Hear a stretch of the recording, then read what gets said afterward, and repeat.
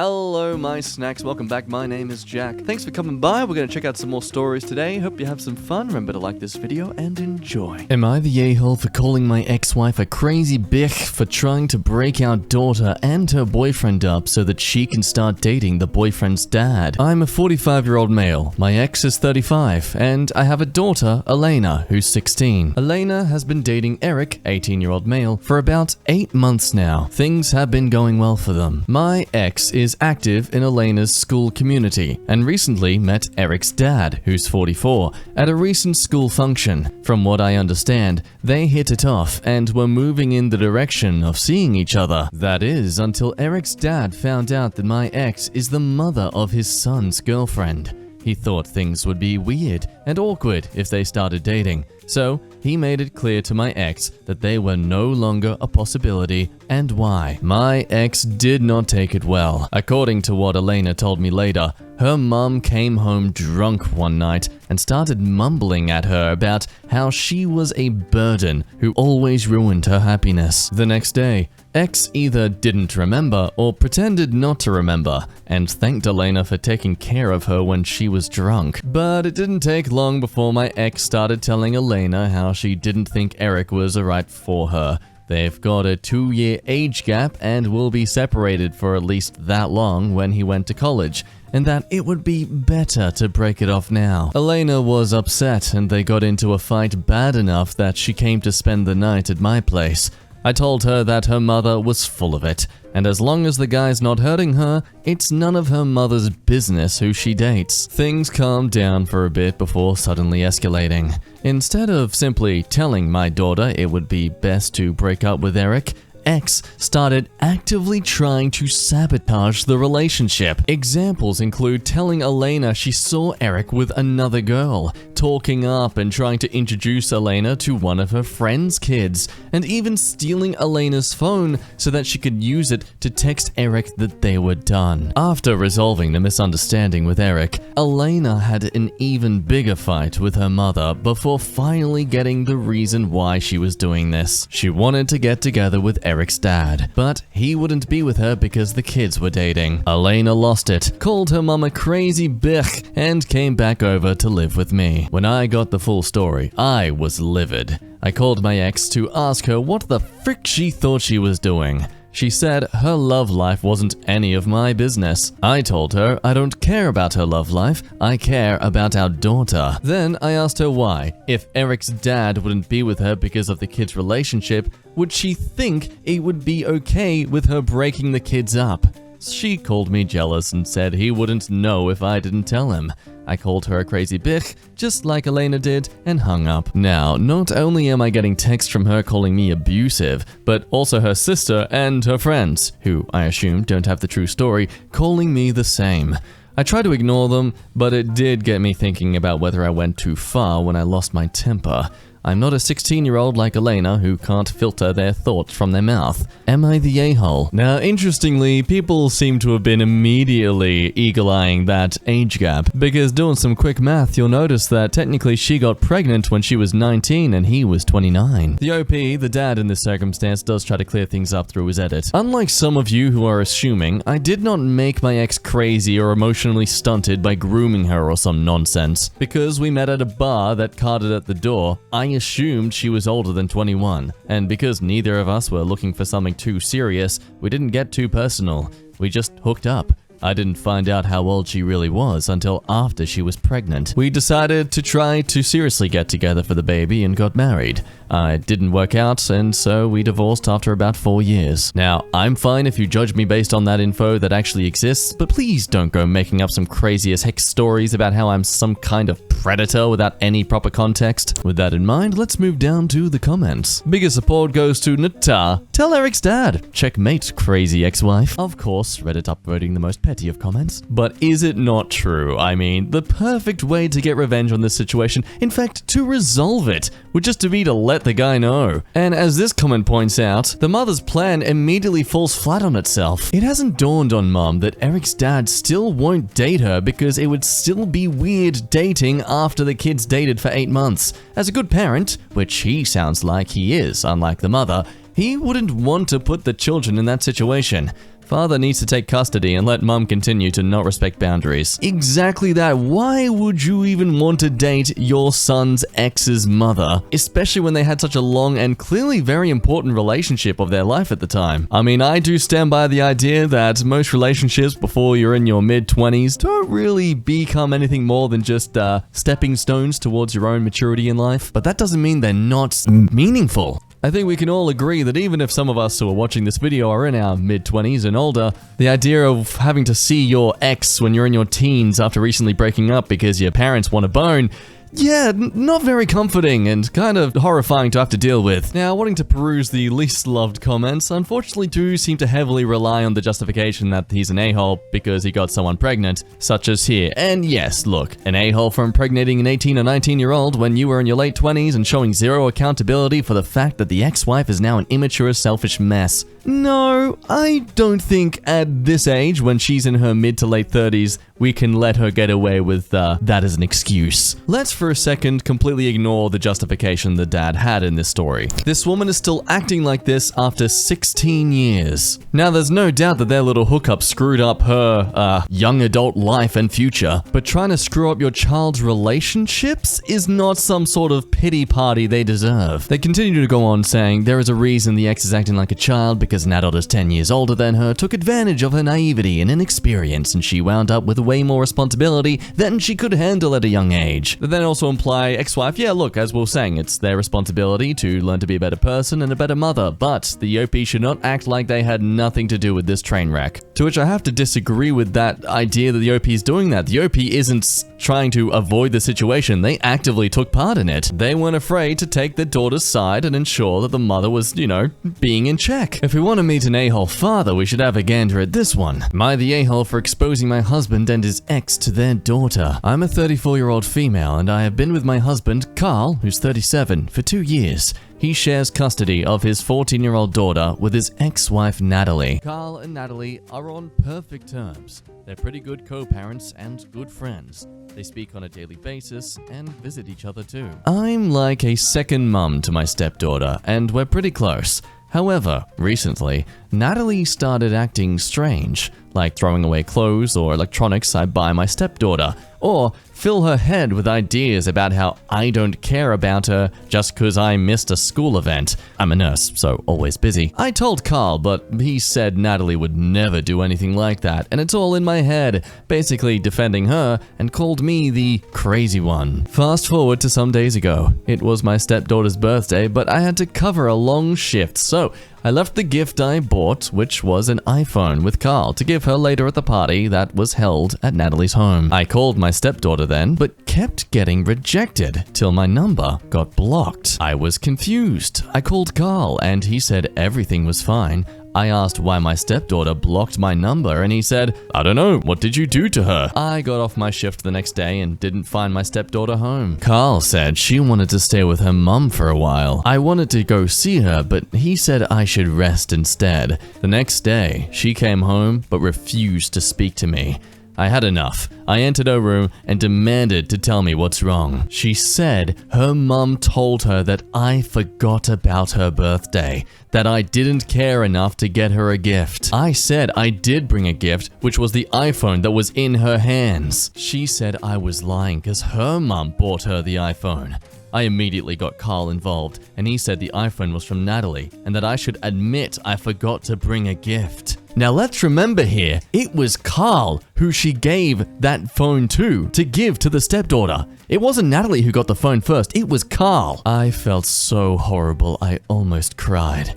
I asked why he was lying, and he said I was the one lying. I got the receipt and showed it to my stepdaughter. She apologized to me, but yelled at her dad and called her mum to argue with her. I exited the room. Carl went off on me, saying that Natalie had no money to buy a gift for her daughter and told a small lie about buying the iPhone. And I shouldn't have went out of my way to expose her and him for trying to keep their daughter happy. I argued that I paid for this iPhone. And just cause Natalie couldn't afford a gift doesn't mean she could steal mine and turn my stepdaughter on me. He yelled that I just ruined his daughter's relationship with her mum. He insisted he's always made sure that his daughter and her mum have the best relationship, and I could have just bought another phone to get right with my stepdaughter later. He kept saying I did this to get back at Natalie and defended her, although she created the situation. Now he won't even speak to me other than call me petty and immature. Some things to note: I left out the fact that Natalie doesn't work due to health issues, and Carl is currently unemployed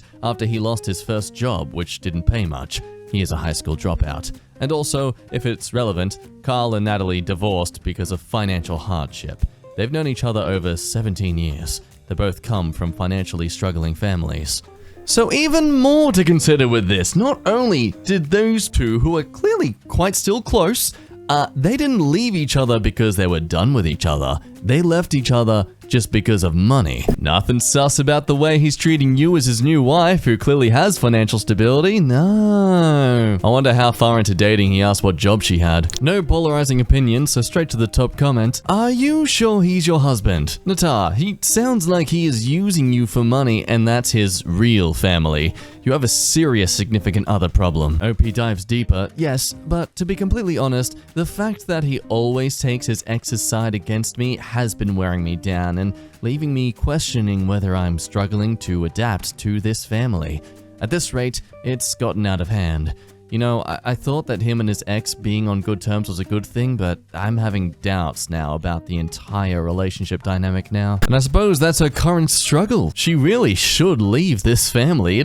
They are taking advantage of her, no doubt. But how can you trust you can convey that honesty of your situation to the stepdaughter and trust that it's going to be both believed and not manipulated by her parents? Could it be possible for her to still be on good terms with the stepdaughter? Maybe she could take the child herself. Clearly she's the only one that can actually afford a child. Speaking of buying children, or possibly completely misinterpreting someone's culture, am I the a-hole for saying my husband's family tradition made me feel like a glorified surrogate and not wanting to participate? My husband's family have a family tradition that makes me feel like a glorified surrogate. Essentially, when someone has a baby in the family, the husband and the grandfather both give the mother a substantial amount of money. The way my husband explained it to me made it seem like it happens immediately after giving birth, too. When he told me, I made a face and he asked me why. I said that the tradition made me feel like a glorified surrogate, and it was like he and his family were buying my baby from me. My husband got really offended and said it was a nice thing his family did for the new mother, and that in a few months, I should just thank his dad and not say anything negative about this tradition, as it was important to them and him. I told him I wasn't sure I wanted to participate, and now he's upset and thinks I'm reading too much into it. Am I the a-hole? Essentially a stay-at-home mother's wet dream, have children and get paid to do it. Starting with Natar, that sounds really creepy. Tell your husband you want to start new traditions on your own. Number 1 on your list is to not allow his father to do that. But at this point, that's actually the most downvoted of comments. A lot of people are actually preferring to say that they are the a-hole here. Top comment going straight for it. I'm sorry, but yes, you actually are the a-hole. You're reading too much into it. It makes no sense to buy the baby from you, and I have no idea why you thought of it that way. Have you never heard of a baby shower? Or just in general, people with newborn babies getting gifts that would help the family out? Even if they didn't need the financial help, you could just set that money aside to use it whenever you want to buy your child something, or even to use it for their education. This is a nice tradition because it means the father's family is invested in yours and wants you and the baby to live a comfortable, happy life. I don't know why you have such a negative feeling about that. They're just trying to do well by you.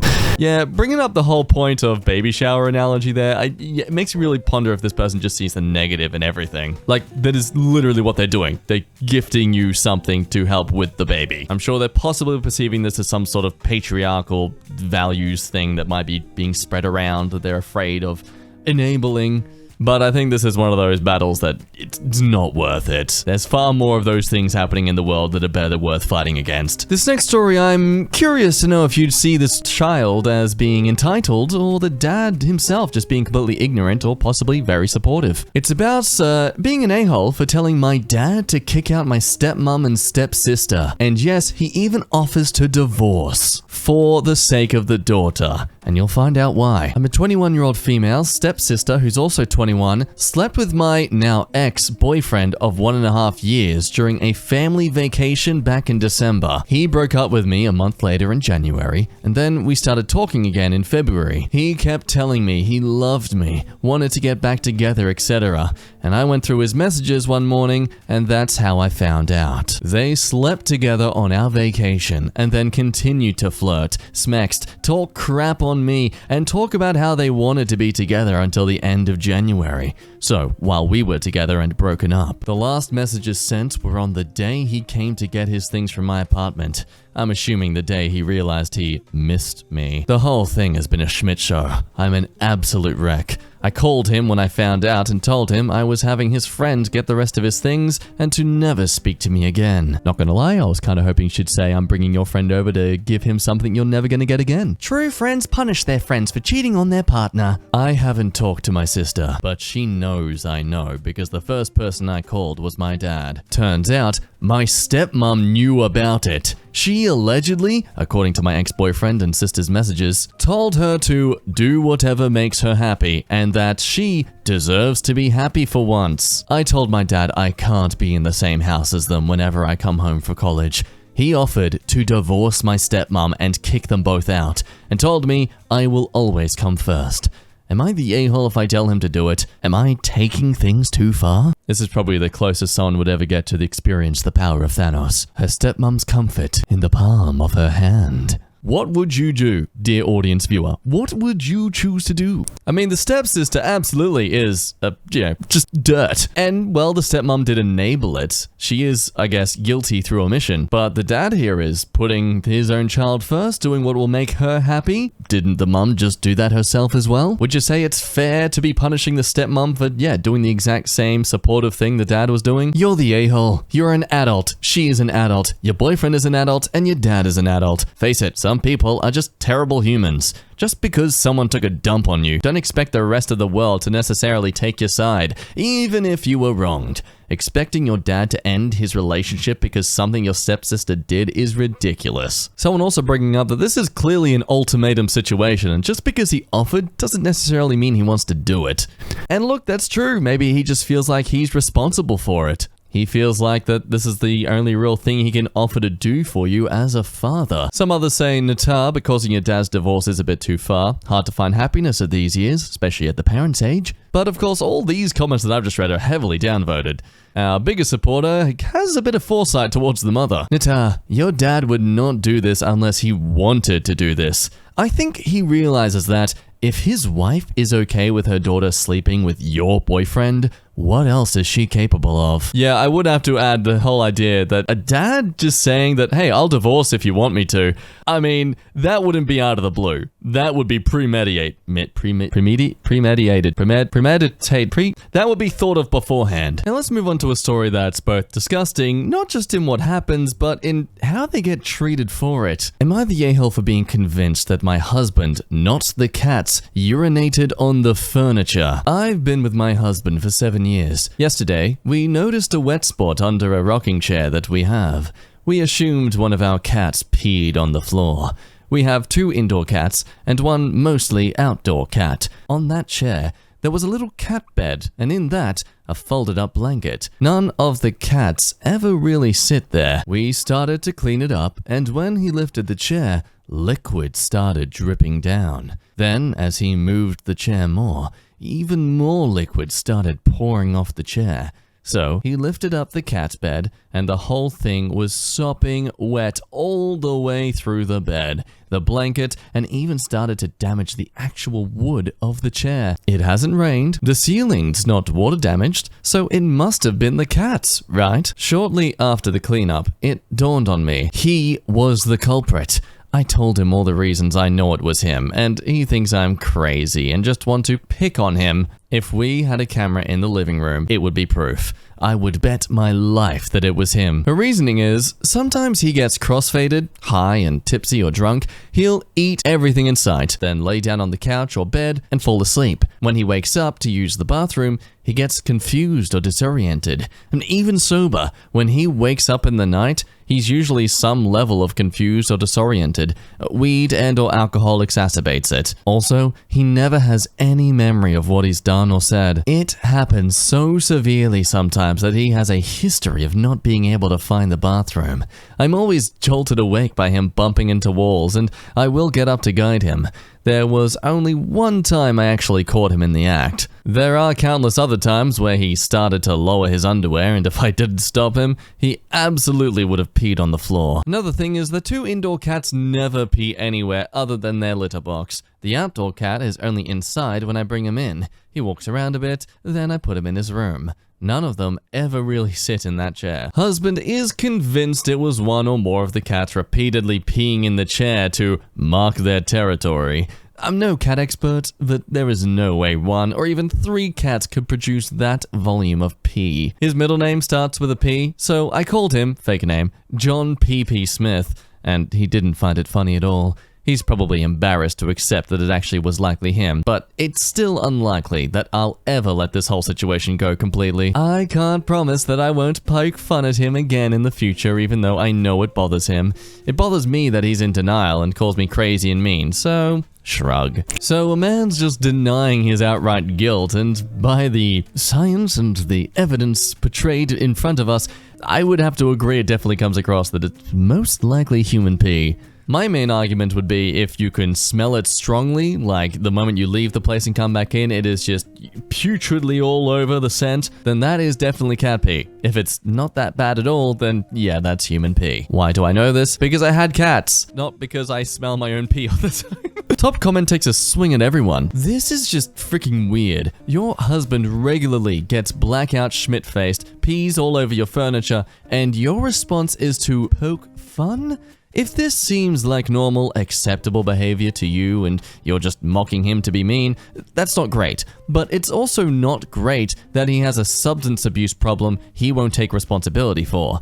And I'm not impressed by your indifference to it either. Everyone sucks here. And it's interesting, despite everyone in the comments trying to just make it clear to her that he has a problem. He has a substance abuse problem. You need to get that in your head. No, the OP is adamant that that's not the case. You know, he just gets crossfaded. He just gets a little bit drunk and disoriented. He just doesn't realize where he is sometimes. That's usually what happens when you're on the drugs and the alcohol. I mean, look, yes, you have to get up her for treating and being mean to him in this situation, but at the same time, you can also argue this is her attempt to try and make light of the situation. It's her way of being able to tolerate it. She knows him more than us. Maybe this is the only way she can convey this sort of issue towards him without him exploding in some way. I'd have to say Nita overall, because despite her poking fun at him, he's peeing on furniture and clearly has a problem that he needs to be seeking help for. But if you do think otherwise, I'm welcome to your thoughts down below. Now let's see what you think about this story. Am I the a-hole for wearing mother-in-law's wedding dress, though I boycotted her wedding for moral reasons? Mother-in-law and I have never had the best relationship, but I would say it is alright. We are just so different and can't really understand each other. Mother-in-law isn't a very nice person, but she can be extremely generous, and I'm talking almost manic about it, and she seems to do it because she likes the praise. She isn't too interested in her son or grandkids on a day-to-day basis, but does come around occasionally with lavish gifts, which I have always struggled to accept. Mother-in-law got married 5 years ago, and I did not go. It was a hard decision for me, but honestly, I was disgusted with the man she was marrying. He is an executive for a big pharma company. We are in the US, so I just don't think he is a good man. What made it so much worse for me is the mother-in-law has a medical condition which is chronic, not life-threatening, but it can range from mild to debilitating. It has never affected her very much because she's always been able to afford prescriptions. I just don't see how she of all people can marry this dude. The man even admitted that he sees the moral issue, but He grew up poor, and he was going to make money no matter what. It just feels so wrong to me. Honestly, their relationship sickens me. He gets so concerned when she has any symptoms and babies her, but doesn't give a schmidt about everyone his company screws. I know mother-in-law thinks I'm dramatic and naive, and she was annoyed I didn't go. I mean, by your opinion on him, it sounds like it's better you didn't. You would have just been bringing the whole house down. Anyway, my husband and I didn't get a wedding the first time due to family drama, me being pregnant, and some financial issues. We decided to have a vow renewal because I've always regretted not having a wedding. Budget is still tight, but we are moving forward. I love mother-in-law's wedding gown. She works in the fashion industry and has great taste. I suck at dressing myself, and it is unique and super gorgeous. It is also something I could never afford. I casually mentioned that it was perfect, and she said I could wear it. I was taken aback because we don't have a great relationship, but she said it wasn't a big deal to her, and if I want to, I can. I admit, I got a little caught up in the fantasy because I love this dress. When mother-in-law's husband heard, he wasn't happy. He said it was weird that I'd wear the dress when I have such disdain for their marriage. Mother-in-law offered to take it back the offer, but he said no, it was her dress and she can do whatever. But I'm a hypocrite, and maybe more like him, blind by money, than I can admit. I was so embarrassed that I teared up a little, which was humiliating. I still plan to wear it, but he has made a couple jokes to my husband about it, and I heard some other family is gossiping. We'll go straight to the top comment here. It sounds like your mother-in-law is nice, generous, and forgiving, whereas you come off as judgmental and opinionated. Her husband works in pharmaceuticals, so he is a bad person. He gets concerned when she has symptoms, but doesn't give a schmidt about everyone his company screws. Like, unless he was directly involved in the opioid crisis, you totally sound like an a-hole. Most people take that side, bringing up the hypocrisy specifically about you wanting to grab a dress that was purchased for something you morally stand against. But when you suddenly want it because it's pretty, oh, morals, who needs them? I want to feel pretty. Meanwhile, down in downvote land, the idea that borrowing a dress for one day is a betrayal of your principles is some, and yet you live in society level analysis. It's just a dress. You're fine. Enjoy the nice thing, and don't worry about the source. You can have moral objections to a thing without being obliged to cut yourself off from benefiting from that thing in any way whatsoever for the rest of your life. You're not the a-hole. And this is where it becomes a bit of a moral tennis, principle back and forth, because if it is just a dress, is his job just not just a job? Like, it seems she has so much value towards what kind of job you have and the morality behind it, but the meaning behind grabbing a dress that was for a wedding that supports someone in Big Pharma, suddenly it's just a thing, it's no big deal. I don't know, I do personally see the slight hypocrisy here. I do also agree, though, that the mother-in-law gets to decide, and it shouldn't matter who the hell thinks otherwise. For that reason, I kinda actually have to say Nata, purely based on the question if it's rude of you to grab this dress after not going to their wedding in the first place. Because again, the mother-in-law clearly is okay with it. End of the day, I feel like she gets to choose in this circumstance. And her being generous despite your behavior, I mean, look, it just goes to show how much of a better person she is than you, regardless. Surprise! Face on a video! It's time for the basic pity party request. I beg of you as a viewer, make sure you donate to charity, drink lots of water, and do one little thing today that helps you become a better person. That can be turning off your phone about 20 minutes before going to bed. That can be doing 5 minutes of stretching or yoga or meditation in the morning. Help protect the environment by diminishing the effect of something that has a very high carbon footprint. Yes, end a human's life. Anyway, that's been me. My name's been Jack, you've been a snack, and I'll see you next time. Bye-bye.